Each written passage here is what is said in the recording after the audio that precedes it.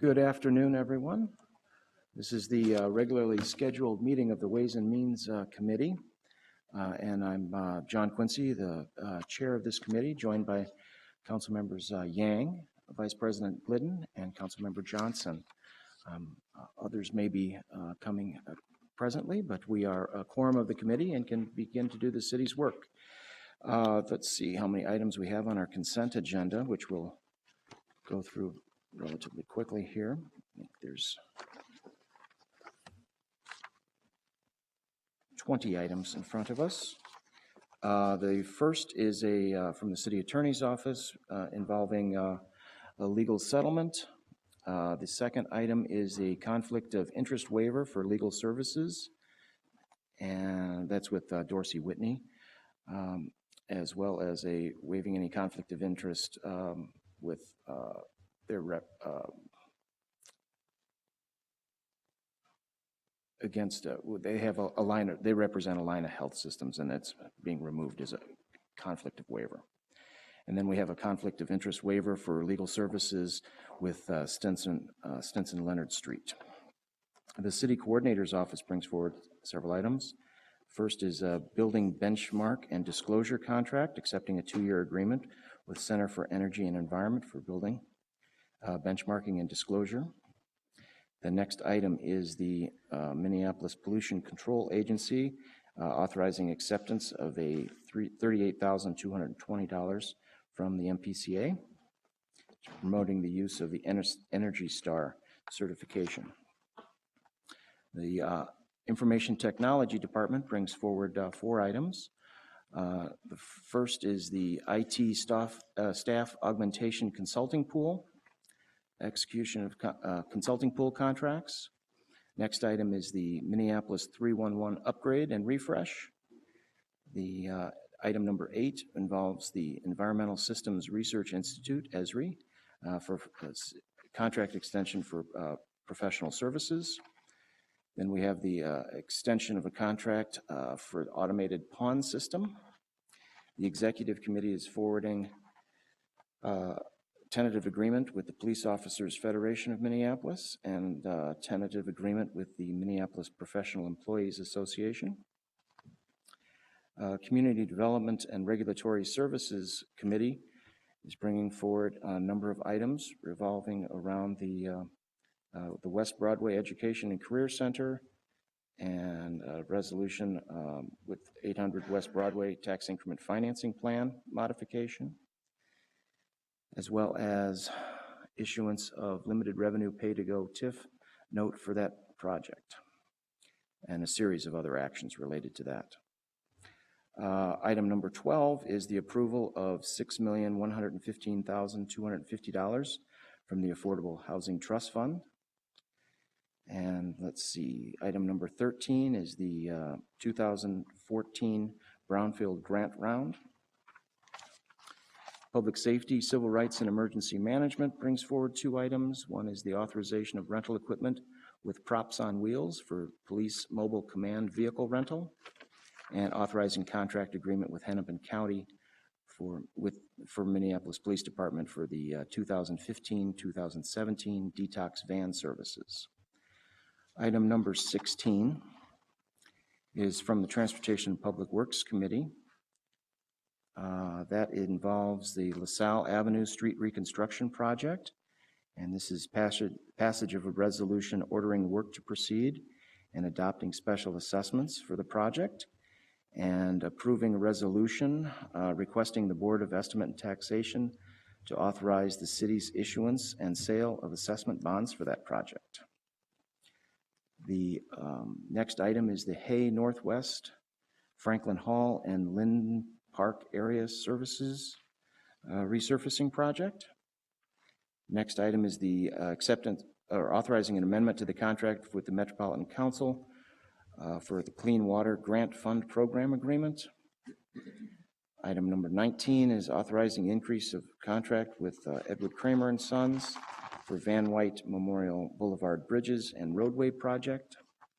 And item number 20 is the Nicollet Mall redesign and reconstruction project, authorizing negotiation and execution of a contract with SEH in the amount not to exceed $2,400,000 for pre-construction and construction management services, as well as authorizing negotiation and execution of a contract with Shanahan in the amount not to exceed $60,000 for assessment calculation services for that project.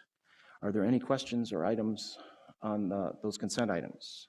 Not seeing any, so I'll move all those items for approval. All those for approval, please say aye. Aye. And opposed, those items are all brought forward. Thank you very much. The next on our agenda here is 2 discussion items. So we're going to have a little presentation. First, on the banking services contract. This is an execution of a contract with Wells Fargo Bank, and I assume our treasurer, Bruce Plant, will be making a presentation. Welcome. Thank you. Good afternoon, Chair Quincy and council members.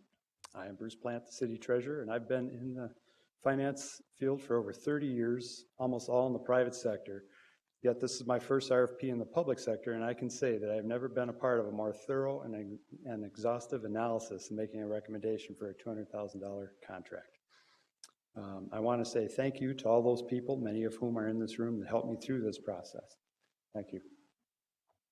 The city currently has banking relationships with Wells Fargo and U.S. Bank under contracts put in place 5 years ago. Today I'm recommending Wells Fargo to provide our general banking, deposit, and custody needs. The decision factors that we looked at were quality of service, products offered and quality of those products, the cost, as well as submissions for the responsible banking per our ordinance. The evaluation process that I used, we engaged staff from 3 divisions, including Treasury, the Controller Division, and CPED. Met with community groups starting last fall, looking at what Hennepin County did as well as what others had done and what we had done 5 years ago. Looked at best practices for public entities, implemented our newly revised responsible banking ordinance from last fall, and reviewed internal audit recommendations and worked with industry experts in coming with our recommendation.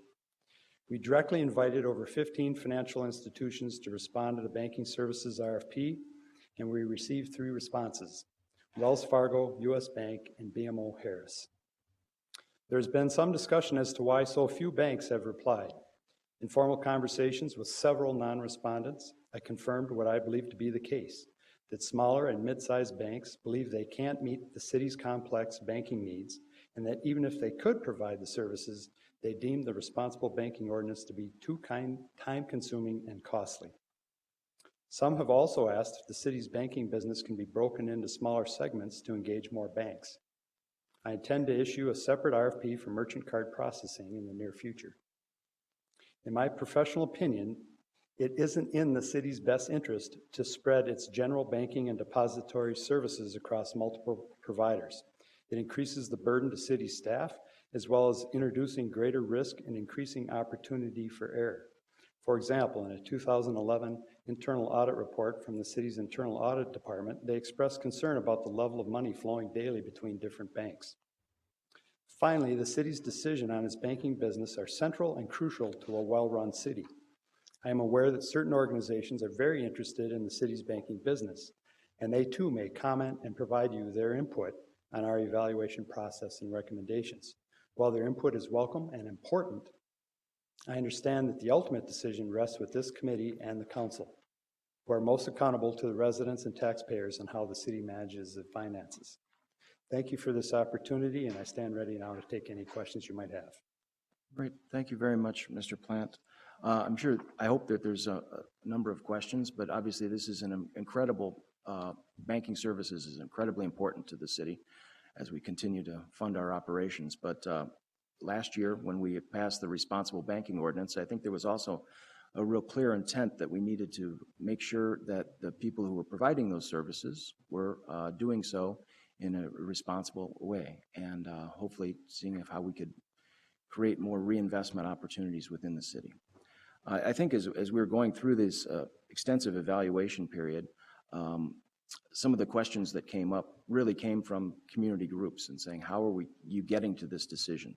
So I wondered if you could outline our review process and as it relates back especially to this spirit and intent of the responsible banking ordinance. Certainly. Well, first off, to make sure that we were compliant, I reached out to our existing providers, which was U.S. Bank and Wells Fargo, let them know about the ordinance, gave them the disclosure form that was derived right from the ordinance, and had them submit the disclosure information by the July 1st deadline per our ordinance.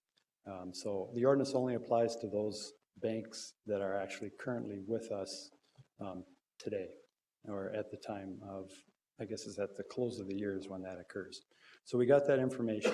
I'm not a mortgage banking expert. A lot of that information relates to the HMDA data and CRA data, which corresponds to mortgage banking, and a lot of the information that isn't directly pertinent to banking services that are being provided.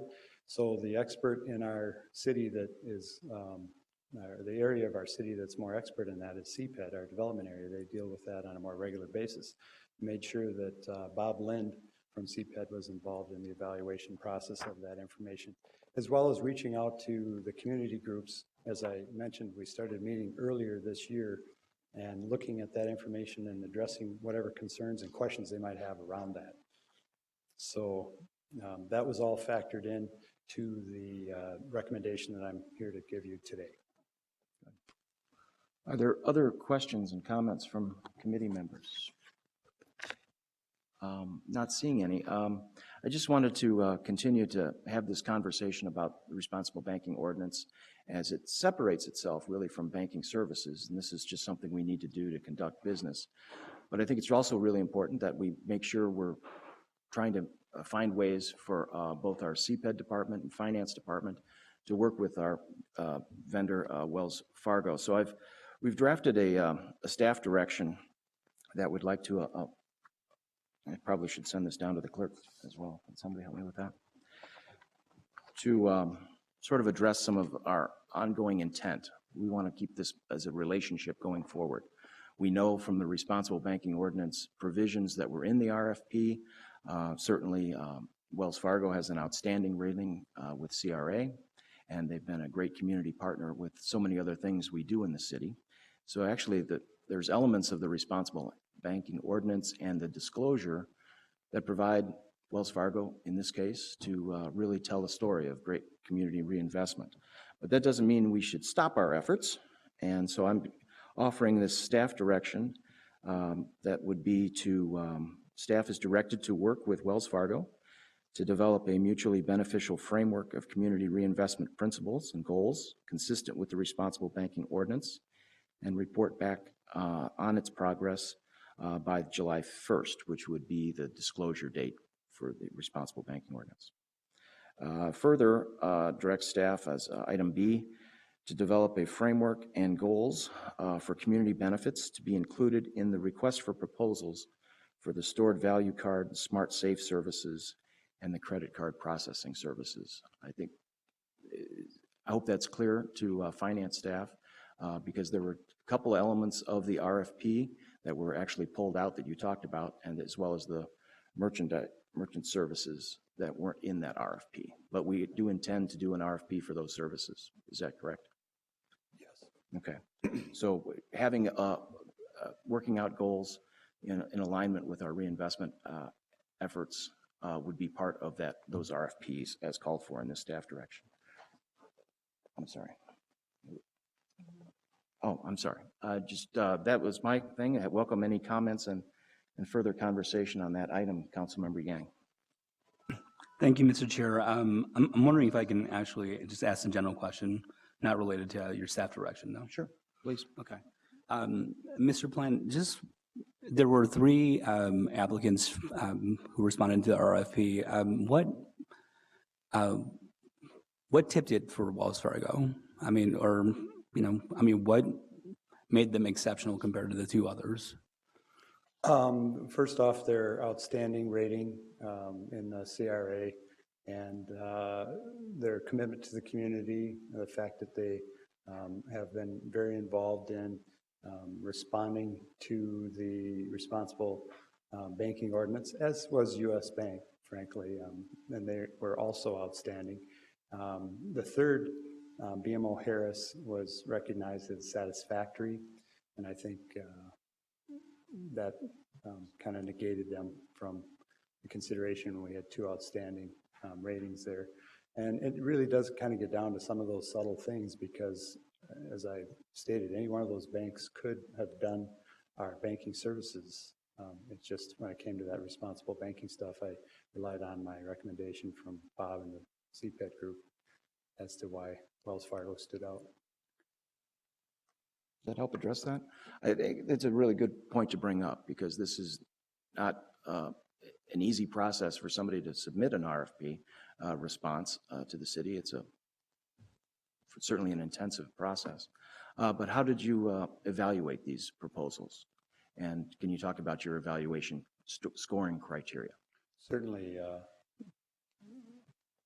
Chair Quincy and Councilmember Yang, we met with the community groups, both Bob and I, and we were involved, like I said, over this whole year and finding out what their concerns were. And we were given a scorecard template from one of the committee members, Herman Milligan, which I believe is here, who submitted a recommendation on how to score the responsible banking part, and we incorporated that into our decision process. Right.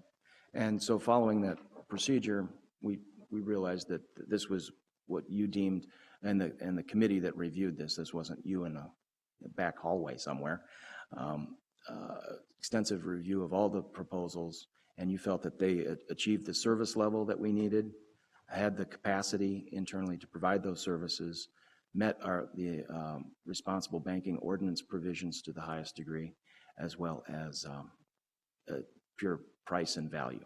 That is correct, Council Chair. Are there further Committee Chair. comments or questions? Councilmember Bender. Thank you, Mr. Chair. There was a question about potentially breaking up the contract to allow smaller institutions to be able to compete for parts of the city's business. Could you talk about that, if that was considered, or if that was an option for folks to apply for some of the work, but not the whole contract? Certainly, Committee Chair Quincy and Councilmember Bender. I started this process over a year ago, taking a look at what was done before, what others had done. Last 5 years ago, before I was here, merchant services were considered a part of banking services. We broke that out for the most important reason is non-banks can provide merchant services. You don't need to be FDIC insured. And so that was the reason why we pulled that out.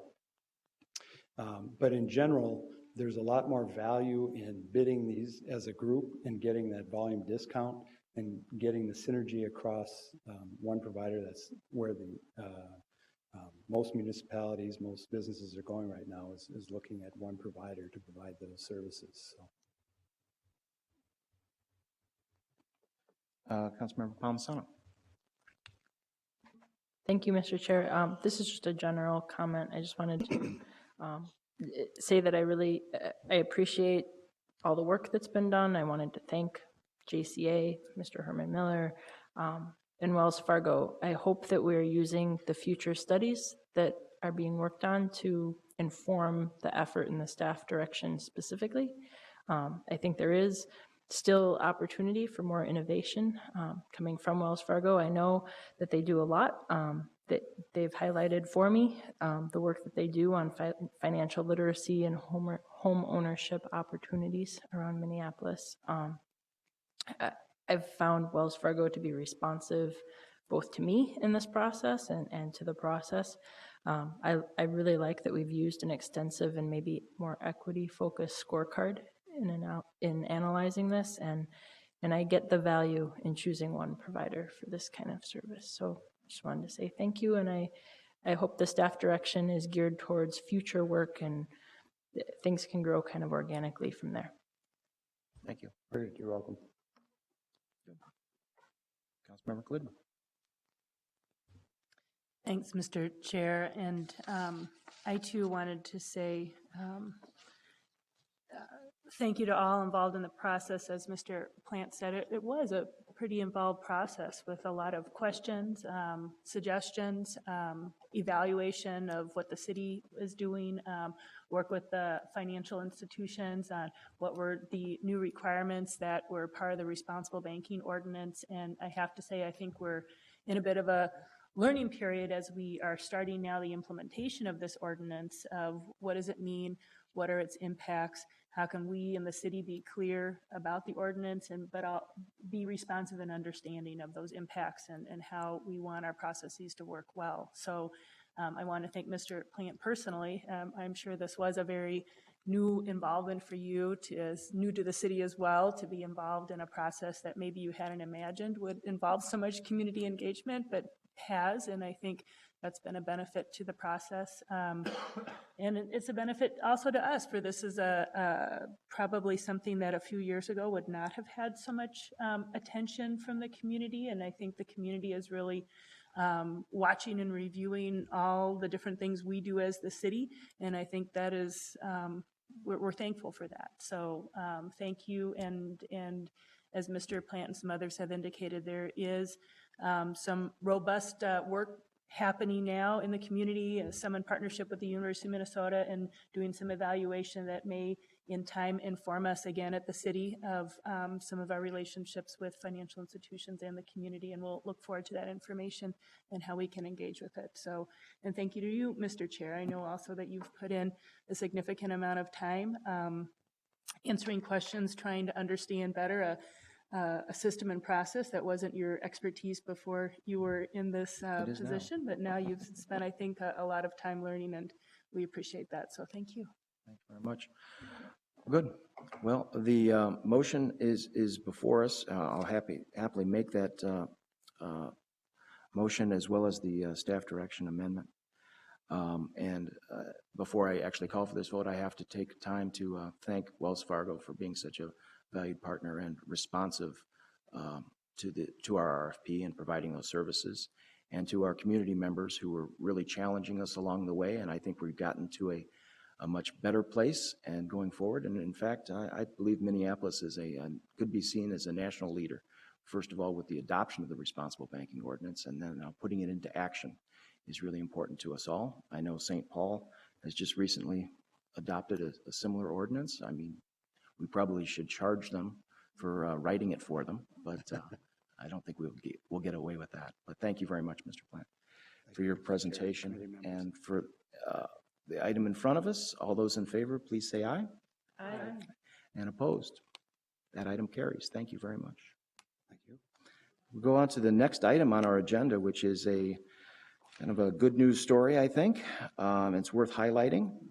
This is about our financial data online access.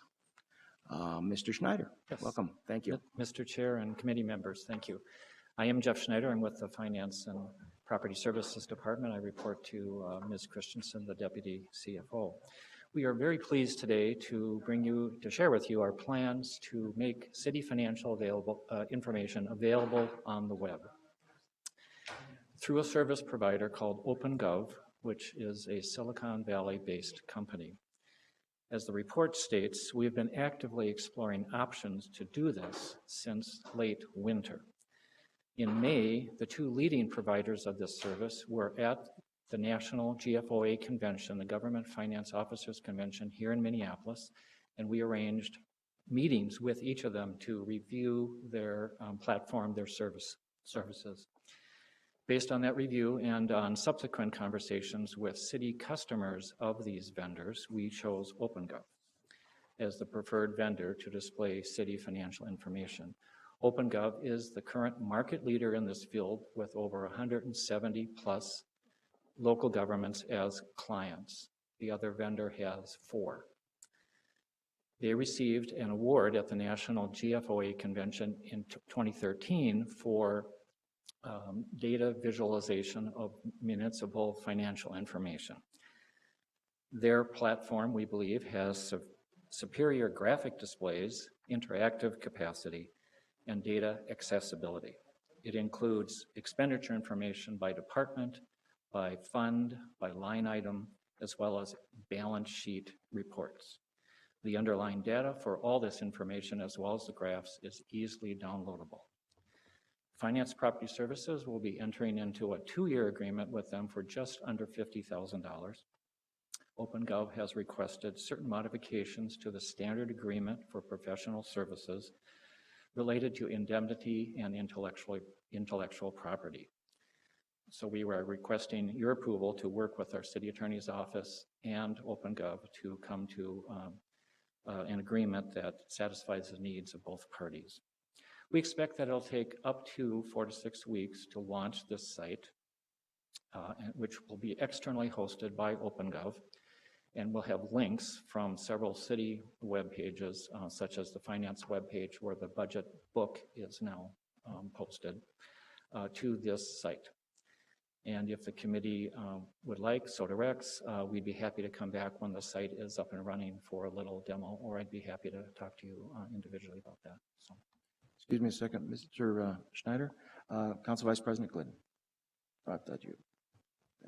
I don't really have, this is really more a comment, so if you had more to say, I wanted to give you an opportunity to finish. I didn't mean to interrupt. That was it, yep.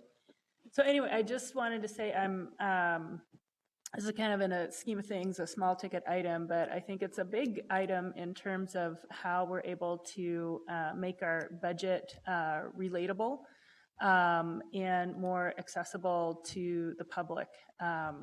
We have a lot of data in the city of Minneapolis, but most of it is not data that you're able to kind of put into a format that you can see what it might look like. We have our budget is online, but it's in a PDF. And so it makes it a little bit more difficult to figure out. It's not impossible, but you certainly have to sit down and do your homework to go through that document and then try to understand what is it saying. We're trying to transform that with the open data initiative that is ongoing in the city right now. And I just want to say I do appreciate, especially with this fundamental function of city government, that one of our biggest jobs as council members is to approve the budget. And our ability to have good conversations with residents, show them what does the budget mean, have them give us feedback in an engaged way is difficult sometimes, in part because of the formats within which residents have to see the budget and understand what it means. Often they just are able to communicate with what's the high line item, the levy's going to increase X amount of dollars, or maybe we'll hire 10 police officers. So, and that isn't really the level of information and engagement I think that we hope to see from residents. So I'm very excited about this. I've just checked out right now opengov.com, and I can see a large variety of very big cities as well as small cities. I'll be interested to see the demonstration and can't wait. Thank you. Thank you very much. Councilmember Johnson. Thank you, Mr. Chair. I just want to echo those comments. I think this is very exciting. I'm happy to see it happening this year. I want to thank our finance department for getting the raw data out to a bunch of developers. Basically, we have it posted out now with Open Twin Cities, and so we have folks that are looking at also creating similar visualizations and different ways to digest the budget. In particular, I think this is really exciting for the ability to, as they add functionality and as people can export, to be able to compare our expenditures to other cities. And of course, when we do that, we have to look, how can we get it closer apples to apples so we're not comparing dissimilar things, but it really enables us to explore and see what others are potentially doing well that we might not be doing, that we might want to do here, and vice versa. And this is just a great step in terms of increasing transparency, increasing citizen participation and education. And so I'm very excited to see this come forward. Thank you. Well, otherwise you'll get a big swelled head. I think I'm going to have to cut this off. But I do very much appreciate Finance Department's direction on this. Came from Mr. Carpenter, of course, and Mr. Schneider being intimately involved, and Ms. Christensen. And it all happened as a result of having GFOA here, when you can have the actual contract negotiations and see things in action. And so thank you for bringing that conference to the city of Minneapolis, as well as your work bringing this forward. This is, as Council Vice President said, is probably a pretty short-term, small ticket item, and we could have done this just on consent, but I thought we needed to talk about open gov a little bit. So, Councilmember Palmisano.